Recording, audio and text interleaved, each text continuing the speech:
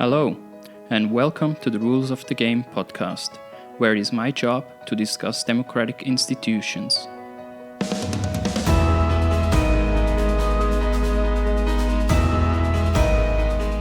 In this episode, I discuss 4 democratic institutions that can break elite political power. I call them: first, the constitutional; second, the sovereign; third, the localized; and fourth, the ignored democratic institution.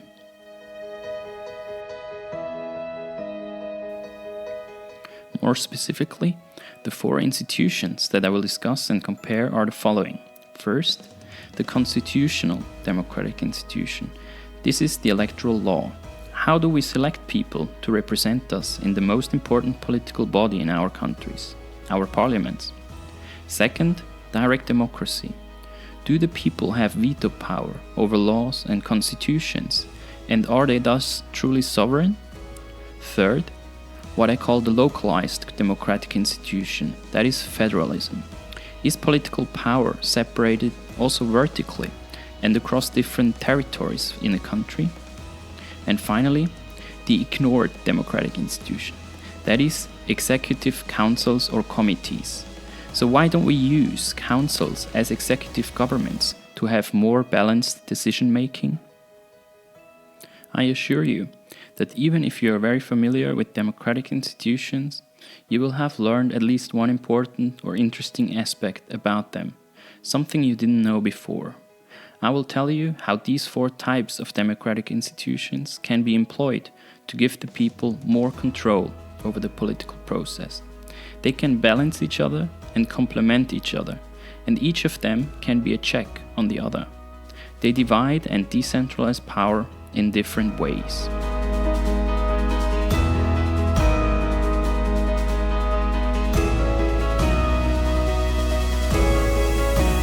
I am your host, Stefan Keiberts, and this is the 2nd episode in my new podcast, The Rules of the Game, where it is my job to discuss, analyze, and compare democratic institutions from around the world.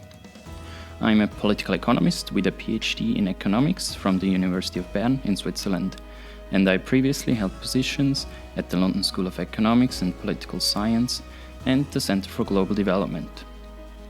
I believe that a public discussion of democratic institutions is important and that people should take part in that discussion.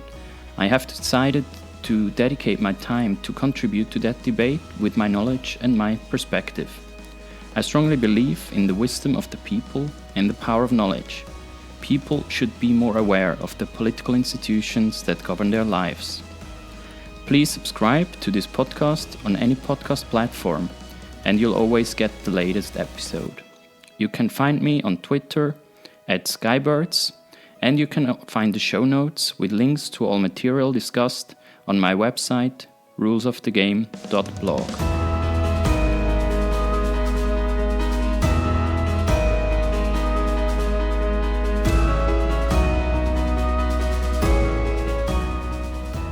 The social struggle for democracy has always been a struggle for political power between different groups in society. This eternal struggle will never subside. Parts of society will always try to accumulate power to seek rents, whether it's an emperor, a queen, a president, a corporate elite, or a group of oligarchs. Somehow, natural human behavior is to try to accumulate power and to get rich at the expense of others.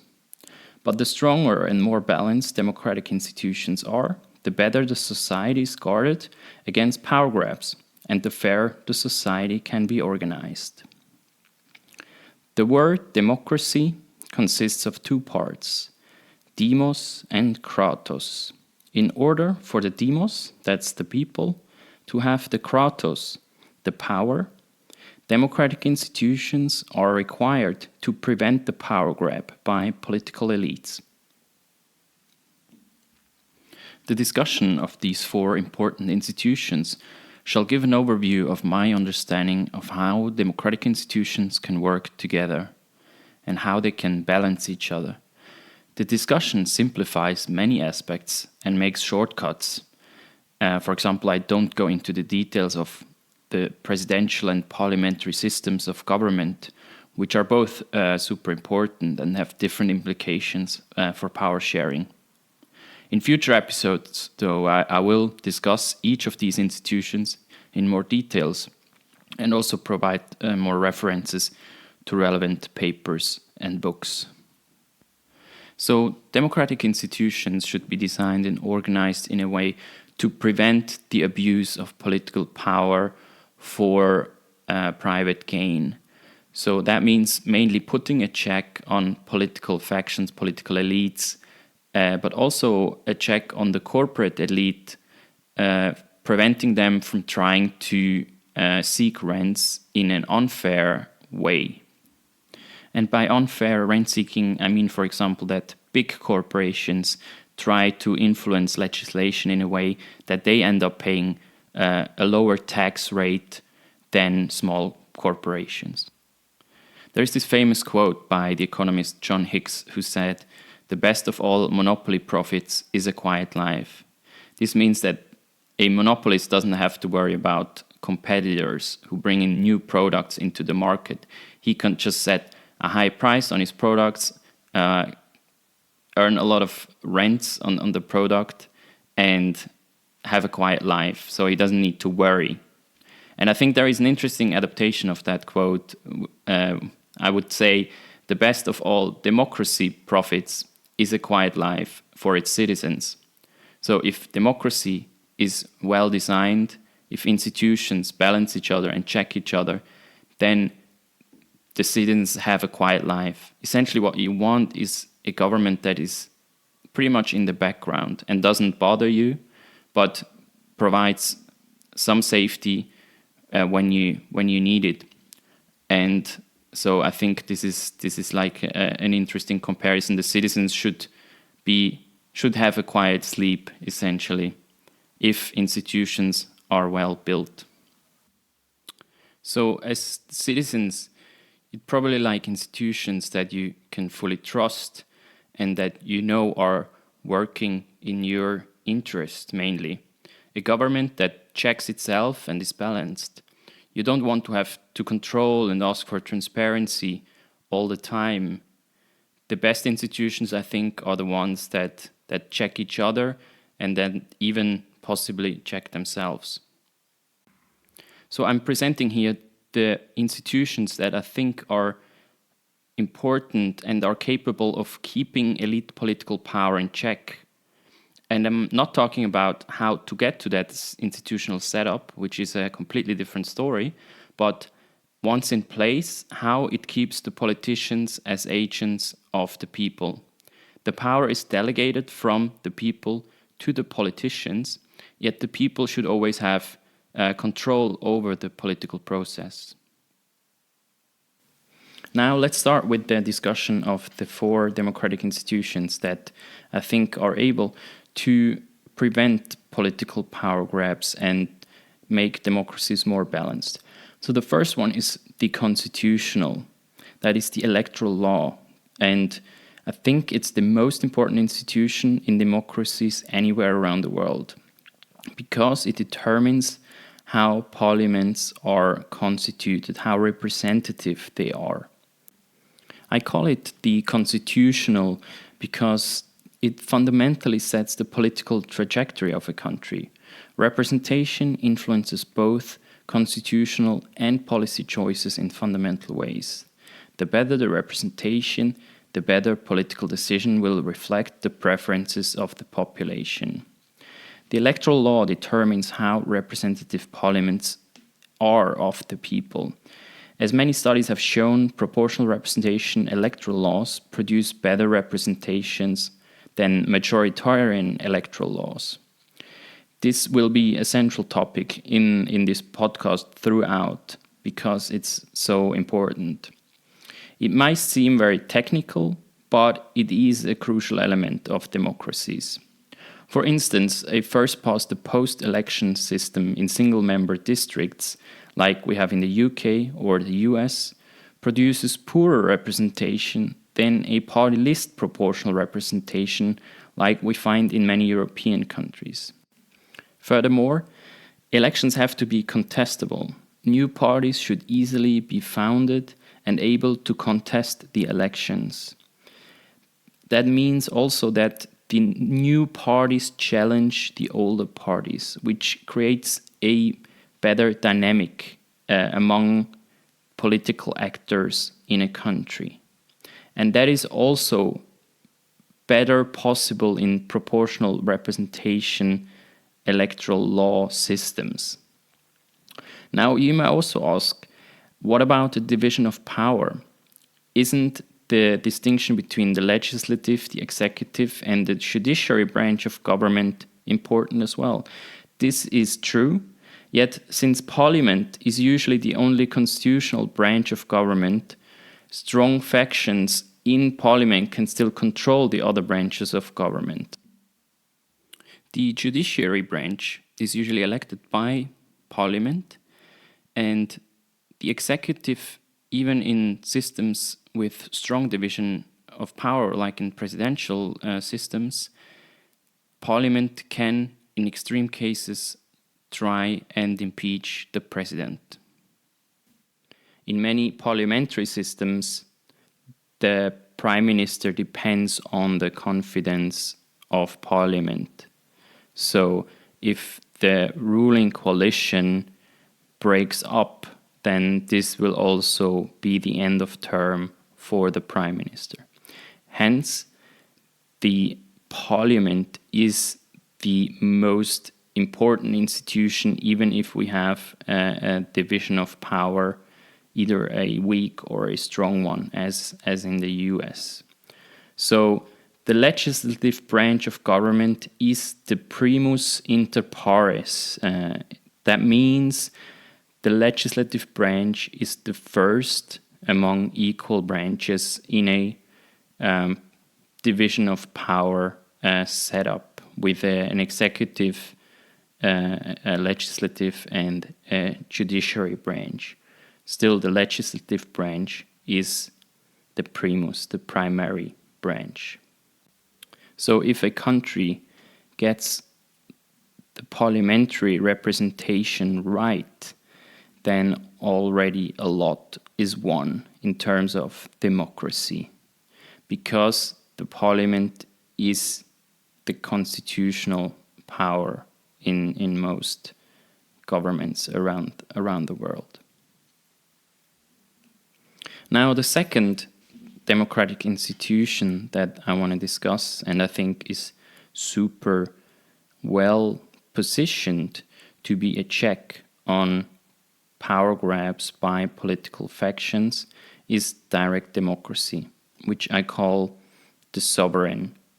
I call it the sovereign because it can be a strong check on parliament. So in a democracy that includes a direct democratic institution, the people are sovereign and not essentially parliament itself. So in democracies with a strong parliament, without direct democratic possibilities, the parliament is essentially sovereign. Now, direct democracy can have the following functions. Through, for example, initiatives, people can propose constitutional changes. The people can also approve constitutional changes that are proposed by parliament or government. It can be used to approve or reject legislation proposed by parliament. So this is essentially a veto power on parliament. And also, sometimes it can prevent power grabs as a last defense line of democracy when countries are sliding towards authoritarian control. So even if the whole of government, the three branches, are already under control by authoritarian forces, direct democracy might be a last defense line. Now, how does the sovereign, as I call it, the sovereign institution, relate to the constitutional institution? So fundamentally, what most people don't understand about direct democracy is that direct democracy is a check on representative democracy. Direct democracy, like the people can correct the course of parliament if the people think that parliament drifts away from their intended course.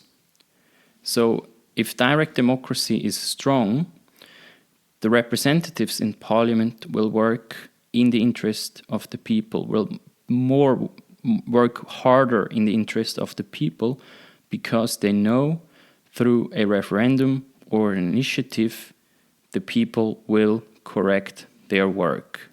So they have the people in the back of their minds when producing legislation. It is, in that sense, a disciplining device for parliamentarians. Also, another important point is that the better representative democracy, the less important is direct democracy. So if parliament is a good representation of the people, they will already work in the interest of people, and there's less interest among the population to correct parliament, right? So if representative democracy works really well, then direct democracy can become pretty much obsolete. Then also direct democratic institutions can have possible constitutional powers depending on how they are set up. So they can be a further check on the legislative branch and be a stronger check than the simple division of power. So even in a system of division of power with 3 branches of government, if all 3 branches of government are captured by political elites, then direct democracy can be a fundamental final check. Now, if you have listened to the first episode of my podcast, you probably remember that I did that comparison between the US and Switzerland with regards to electoral reform. And I told the story of how in Switzerland electoral reform was possible only because there was the institution of direct democracy that overruled parliament to introduce a proportional representation electoral law. While in the US, that institution is not available to the people, and the US has a first-past-the-post system that protects the power of pretty much the Republican and the Democratic Party, and there is no way for the people to overrule parliament, even if maybe they want to. So even in Switzerland, the people had to initiate electoral reform 3 times, and every time the parliament said no. But in the 3rd attempt, the people finally figured out that electoral reform would make sense because it would make democracy, the Swiss democracy, more balanced, more competitive, more inclusive. And finally it happened, and it was an important step in the development of Swiss democracy. Now you may say that, well, Switzerland is maybe a special case because direct democracy has been a central element of the democratic institutions. That is true, yet almost every country around the world at some point had a referendum over some either law or constitutional change. The difference is only that direct democracy in Switzerland is very well developed, while in many other countries it is not developed much at all. And for example, in the US, at the national level, it is not available at all. The US is actually one of the few countries that never had a national popular vote on any issue. But even in the US, the founders of the Constitution had to make fundamental choices on direct democratic institutions and representative institutions. Even Madison, actually in the beginning, thought of only direct democracy as a real democracy, and he called what we now call a representative democracy, he called a republic. Now this terminology evolved over time, and now we all consider representative democracy as the democracy essentially. But they had to make choices on how much power to give to the people. And in the beginning, only the House of Representatives was directly elected by the people. All other branches of government were elected by the state houses or the Senate. The Electoral College was to elect the president, was initially elected by state houses and not by the people, right? The Supreme Court members are elected by the Senate, and the senators were also elected by the state houses. So there was really not that much control given directly to the people. Next, I want to talk about what I call the localized institution, that is federalism. So federalism is the division of power among different tiers of government in a vertical sense. So the national level, the regional level, and the local level. So usually most federations have 3 tiers of government, but essentially you could have more tiers or only 2 tiers. Public goods provision should be organized in federal states by the principle of subsidiarity. The subsidiarity principle means that public goods are provided at the lowest possible level. This essentially allows to produce the public goods according to local preferences. But this I will also discuss in a separate episode where I will talk about federalism in general. So government units in a federal system of government should be relatively independent, either at the state or the local level, and create their own laws and even constitutions. In a federation, any unit should essentially be allowed to leave the federal union. So by threatening to leave the union, this creates a check on the federal government as well. But how does the federalism link to the first 2 institutions that I discussed, the constitutional and the sovereign institution? Well, at every tier of government, you want the best possible representation of the population. A better representation at each level improves the decision taken by parliament and prevents power grabs by political elites or political factions. And this you achieve also through proportional representation.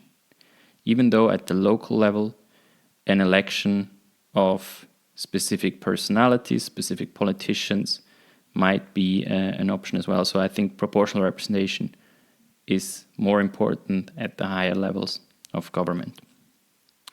Second, at every tier of government, you'd like to have the veto power of the people to correct wrong choices made by representatives bodies of the population.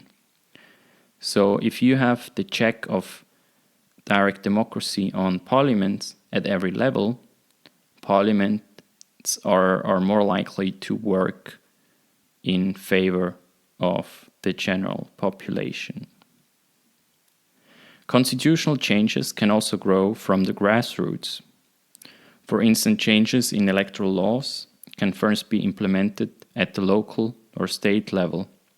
So federalism can be a means to have democratic innovation or reform. And the federal structure explicitly allows for that experimentation. And we've seen this with electoral reform, for example, in Switzerland, but also in the US. And I will discuss, obviously, many other countries in the journey of the podcast. Just the US Constitution has been so influential, so it's a good reference point. Federalism thus balances centralized and decentralized power. So a strong local governance takes away pressure from the central government. Federalism provides stability and is like a safety mechanism when the central government experiences a power grab. We've seen this during the last US elections, when the state governments provided a check on the federal government in the US. You all know the story. And it might very well be that federalism prevented further harm on the US democracy in the recent elections. So especially in countries where governments are sliding towards authoritarian control, federalism can be a last defense line as well. Finally, I want to talk about the executive councils, and I call it the ignored democratic institution because nobody talks about it, and only Switzerland and San Marino are actually using that kind of democratic institution. And of course, you might think now, okay, he again talks about Swiss democratic institutions, yet these institutions have essentially played important roles throughout history, and but that's also why I call it the ignored, because I think this type of institution deserves more prominence. So how do executive councils work? Essentially, they are a different form of executive government where decisions are made in a collegial way.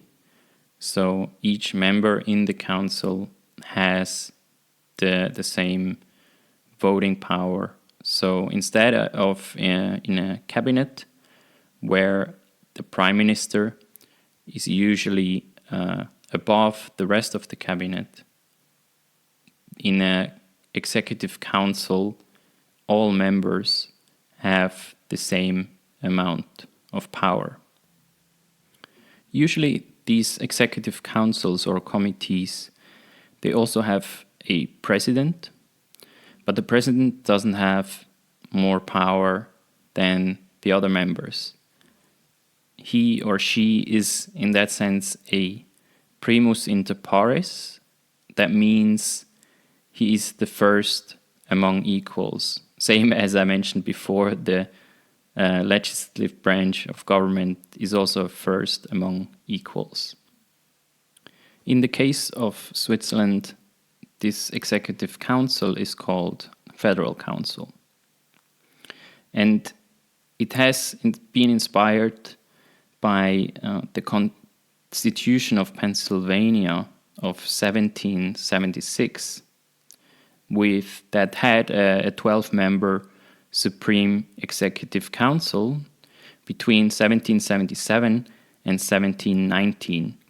And Benjamin Franklin served on the council and was also for some time its president.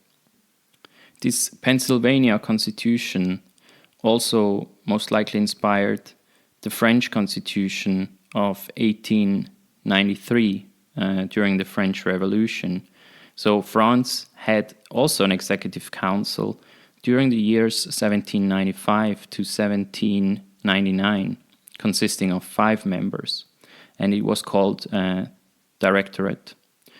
Until Napoleon's coup d'etat, and he replaced it by the consulate, but which was much more authoritarian and which ended the French Revolution.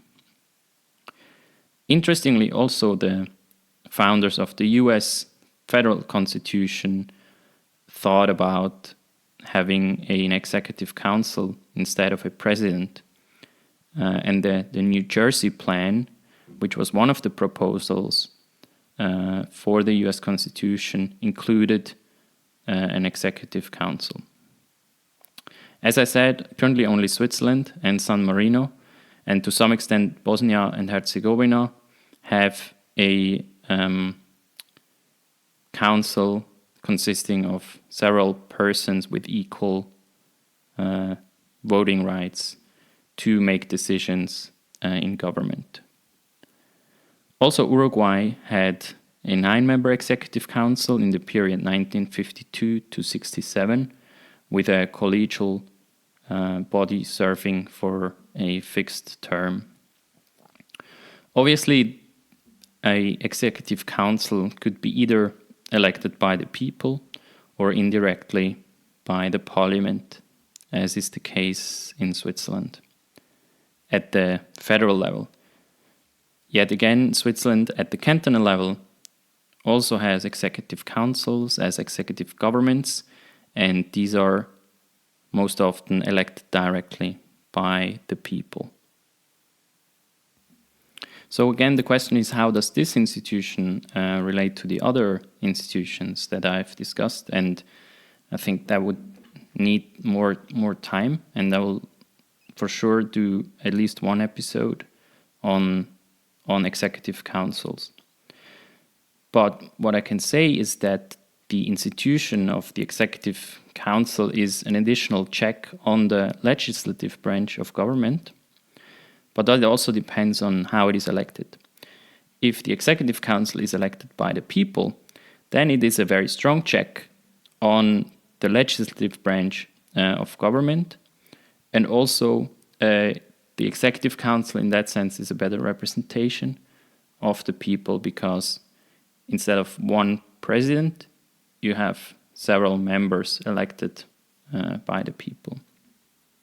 If, on the other side, the executive council is elected by the parliament, as is the case with the federal council at the national level in Switzerland, then you still want to have either a good representation in parliament or strong direct democratic institutions to prevent the capture of the government institutions by strong political factions.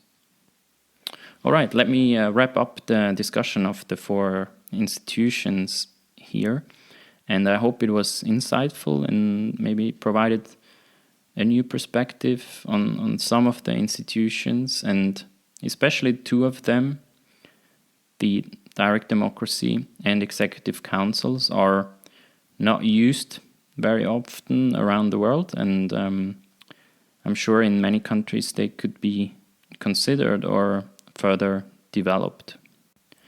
There is one more important point that I want to make in this episode, namely that these different institutions, they balance each other. It's like a play. So if one institution is weak, then the others will become stronger. And so if the better they are balanced, the more they are also a strong check on power grabs by political factions. So let's say if parliament is a bad representation of the people, then direct democracy has a more important role in correcting the decisions taken by the parliament, or even it can initiate constitutional changes to correct the bad representation in parliament. Furthermore, obviously, you can also think of that balance between the central government and local governments. But I will, of course, discuss all these 4 institutions in more detail in future episodes. And they're going to be like kind of a a benchmark of my discussions with guests. All right, thanks a lot for listening, and please subscribe to the podcast. That's the best way of supporting my work. And you can find, as mentioned, the show notes and a transcript of the episode on rulesofthegame.blog.